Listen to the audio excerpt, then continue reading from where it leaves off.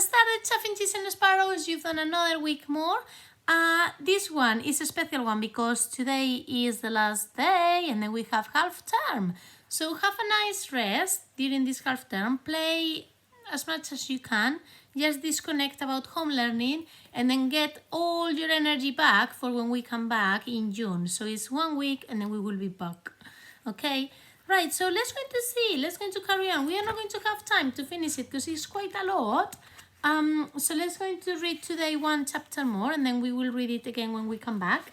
We saw how Sophie and the BFG, they made it. They arrived in the palace and Sophie was sat on the windowsill and now she was waiting to see if the queen was having a nightmare or not.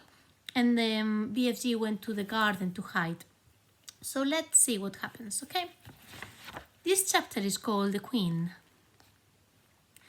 Dawn came at last, and the rim of a lemon-colored sun rose up behind the rooftops, somewhere behind Victoria Station. A while later, Sophie felt a little of its warmth on her back and was grateful. In the distance, she heard a church clock striking. She counted the strikes. There were 7. She found it almost impossible to believe that she, Sophie, a little orphan of no real importance in the world, was at this moment actually sitting high above the ground on the windowsill of the Queen of England's bedroom, with the Queen herself sleeping there behind the curtain not more than 5 yards away. The very idea of it was absurd. No one had ever done such a thing before. It was a terrifying thing to be doing. What would happen if the dream didn't work? No one, least of all the Queen, will believe a word of her story. It seems possible that nobody had ever woken up to find a small child sitting behind the curtains on his or her windowsill. The Queen was bound to get a shock. Who wouldn't? With all the patience of a small girl who has something important to wait for, Sophie sat motionless on the windowsill. How much longer? She wondered. What time do the queens wake up? Faint stirrings and distant sounds came to her from deep inside the belly of the palace. Then, all at once, beyond the curtains, she heard the voice of the sleeper in the bedroom.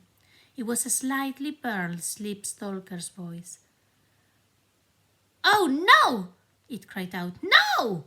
Don't! Someone! Stop them! Don't let them do it! I can't bear it! Oh, please! Stop them! It's horrible! It's ghastly! No! She is having a dream," Sophie told herself. "It must be really horrid. I feel so sorry for her, but it has to be done." After that, there were few moans. Then there was a long silence. Sophie waited. She looked over her shoulder. She was terrified that she wouldn't see the man with the dog down in the garden staring up at her, but the garden was desert. A pale summer mist hung over it like smoke. It was an enormous garden, very beautiful, with a large, funny-shaped lake at the far end. There was an island in the lake, and there were ducks swimming on the water. Oh, the sun is going on my face. Gosh. Inside the room, beyond the curtains, Sophie suddenly heard what was obviously a knock on the door. She heard a doorknob being turned. She heard someone entering the room. "Good morning, Your Majesty," a man was saying. It was the voice of an oldish person. There was a pause, and then a slight rattle of china and silver. "Would you have your tray on the bed, ma'am, or on the table?" "Oh, Mary! Something awful has just happened. This was a voice Sophie had heard many times on the radio and television, especially on Christmas Day. It was a very well-known voice." "Whatever is it, ma'am?" "I've just had the most frightful dream. It was a nightmare. It was awful." "Oh, I'm sorry, ma'am. But don't be disturbed. You're awake now. and it will go away. It was only a dream, Mum. Do you know what I dreamed, Mary? I dreamed that girls and boys were being snatched out of their beds at boarding schools and were being eaten by the most ghastly giants. The giants were putting their arms in through the dormitory windows and plucking the children out with their fingers. One lot from a girls' school and another from boys' school. It was all so vivid, Mary. It was so real. There was silence. Sophie waited. She was quivering with excitement. But why the silence? Why didn't the other one, the maid, why didn't she say something? What on earth's the matter? What on earth's the matter, Mary? The famous voice was saying. There was another silence. Mary, you've gone as white as a sheet. Are you feeling ill? There was suddenly a crash and a clatter of crockery which could only have meant that the tray the maid was carrying had fallen out of her hands. Mary, the famous voice was saying rather sharply, I think you better sit down at once. You look as though you're coming to faint. You really mustn't take it so hard just because I've had an awful dream. That isn't the reason, Mum.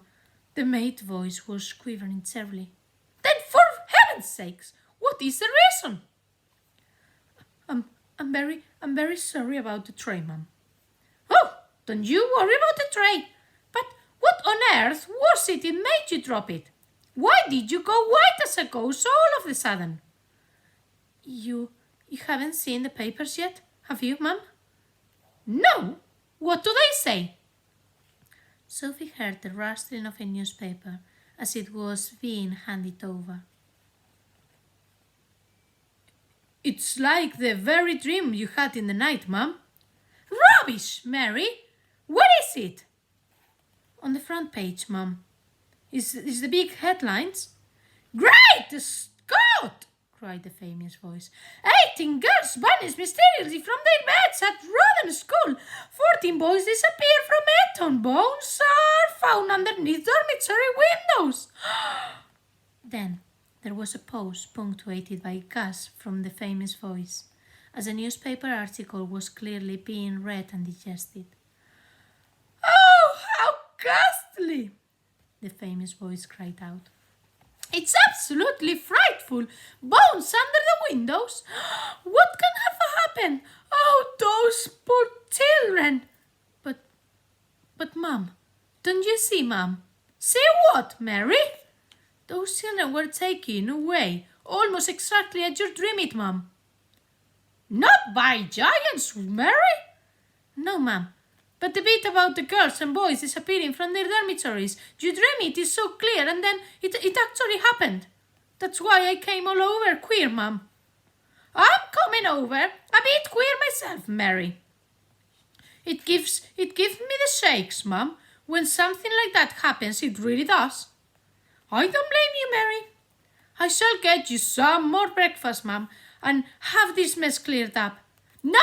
Don't go, Mary. Stay here a moment. Sophie wished she could see into the room, but she didn't dare touch the curtains. The famous voice began speaking again. I really didn't dream about those children, Mary. It was clear as crystal. I know you did, Mum. I don't know how giants got into it. That was rubbish. Shall I draw the curtains, Mum? Then we should all feel better. It's a lovely day. Sorry. Sorry. Please do. With a swish, the great curtains were pulled aside. The maid screamed. Sophie froze to the window ledge. The Queen, sitting up in her bed, with the Times on her lap, glanced up sharply. Now it was her turn to freeze. She didn't scream as the maid had done. Queens are too self-controlled for that.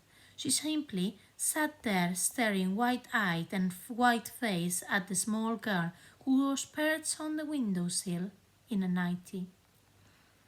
Sophie was petrified.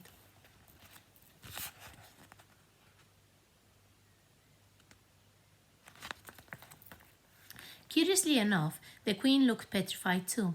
One would have expected her to look surprised, as you or I would have done, have we discovered a small girl sitting on our windowsill first thing in the morning.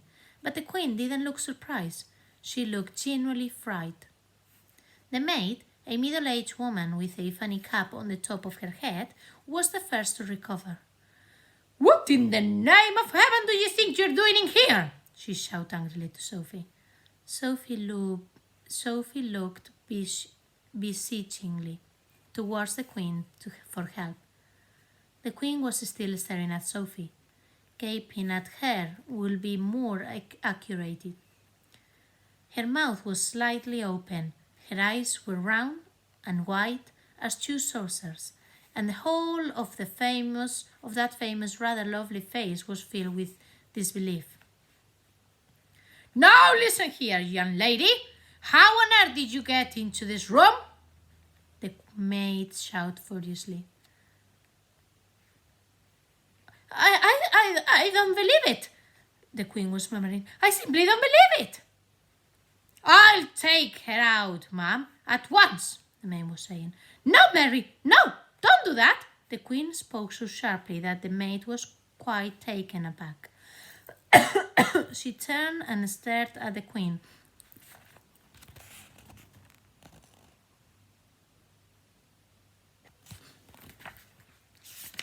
What on earth had come over her? It looked as though she was in a state of shock. "Are you all right, ma'am?" the maid was saying. When the queen spoke again, it was a strange, strangled sort of whisper. Tell me, Mary," she said. "Tell me quite truthfully, is there really a little girl sitting on my windowsill, or am I still dreaming?" "She's sitting there, all right, ma'am, as clear as daylight, but heaven only knows how she got there. Your Majesty is certainly not dreaming in this time." "But that's exactly what I did dream," the queen cried out. "I dreamed that as well. I dreamed there will be a little girl sitting on my windowsill in her nightie, and she will talk to me."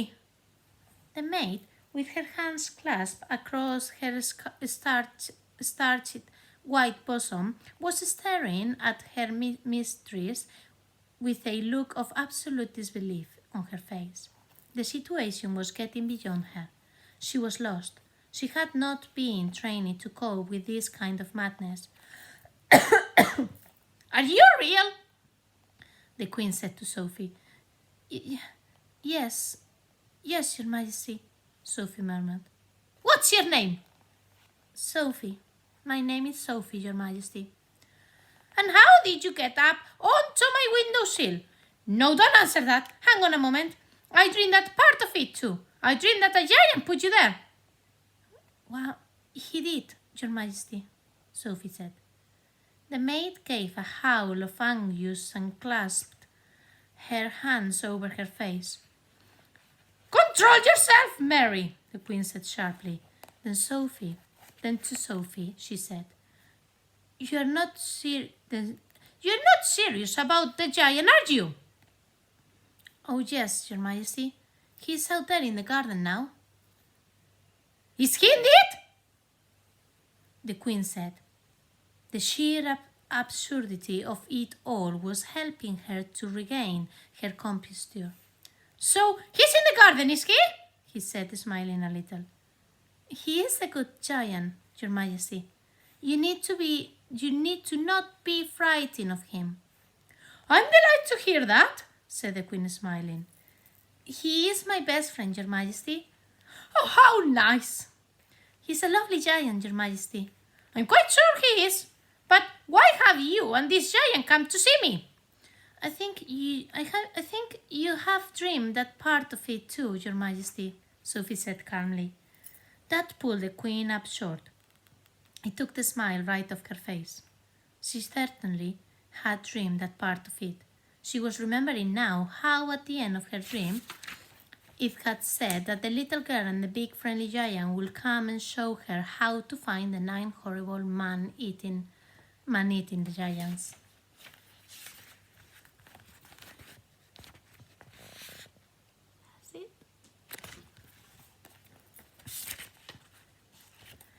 be careful, the queen told herself.